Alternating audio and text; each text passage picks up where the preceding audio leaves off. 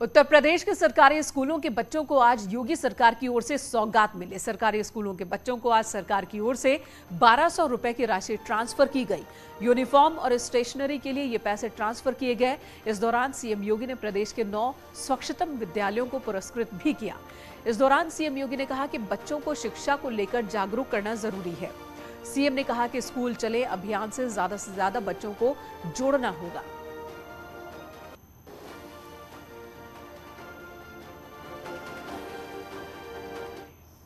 बुनियादी आवश्यकता है वह कि वह एक ऐसी नाजुक उम्र है जहां पर बच्चे के लिए शिक्षक यानी अभिभावक के साथ साथ शिक्षक का व्यक्तिगत इंटरेक्शन बहुत आवश्यक होता है। और उस स्तर पर विगत 2 वर्ष पूरी दुनिया ने कोरोना महामारी के दौरान जिस भी परिस्थिति का सामना किया वह सबके सामने है। उन स्थितियों में जब हम लोगों ने स्कूल चलो अभियान इस वर्ष पुनः प्रारंभ किया तो मैं धन्यवाद दूंगा कि आज ये संख्या बढ़कर के 1,91,00,000 बेसिक शिक्षा परिषद के स्कूलों में पहुंची है, जिसमें ये बच्चे बेसिक शिक्षा परिषद के स्कूलों तक पहुंचने में सफल हुए। इधर गोवा बार विवाद को लेकर दिल्ली हाईकोर्ट ने अपने आदेश की कॉपी में लिखा है कि कांग्रेस नेता जयराम रमेश, पवन खेड़ा और नेट डिसूजा ने आपस में मिलकर एक साजिश रची और केंद्रीय मंत्री स्मृति ईरानी और उनकी बेटी के खिलाफ दुर्भावना से तीखी बातें कही।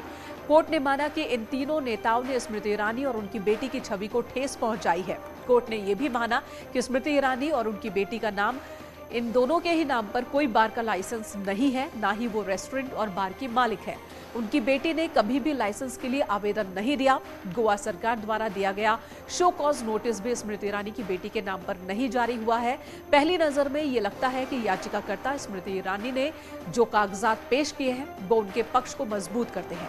कोर्ट ने अपने आदेश में यह भी कहा कि अगर कांग्रेस नेताओं द्वारा किया गया ट्वीट पोस्ट सोशल मीडिया पर रहने दिया जाता है तो उससे स्मृति ईरानी और उनके परिवार की छवि को गहरा नुकसान पहुंचेगा।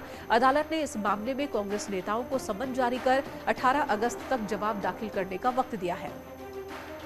स्मृति ईरानी ने 2 करोड़ के मानहानि का मुकदमा दिल्ली हाई कोर्ट में किया था।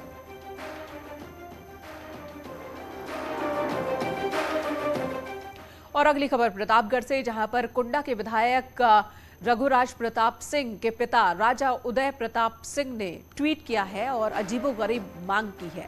ट्वीट के जरिए उन्होंने विशेष समुदाय का प्रवेश द्वार हटाने की मांग की है। शेखपुर गांव के प्रवेश द्वार पर एक बोर्ड लगा है, मुहर्रम के इसमें का जिक्र किया गया है और इसी बोर्ड को हटाने की मांग राजा भैया के पिता उदय प्रताप सिंह ने की है।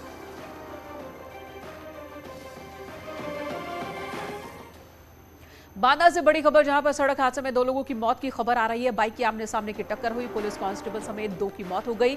एक शख्स घायल बताया जा रहा है जिसे अस्पताल ले जाया गया। तिंदवारी थाना के बांदा रोड की ये घटना है, जहां पर बाइक में आमने सामने की टक्कर हुई है। एक पुलिस कांस्टेबल की भी इस सड़क हादसे में जान चली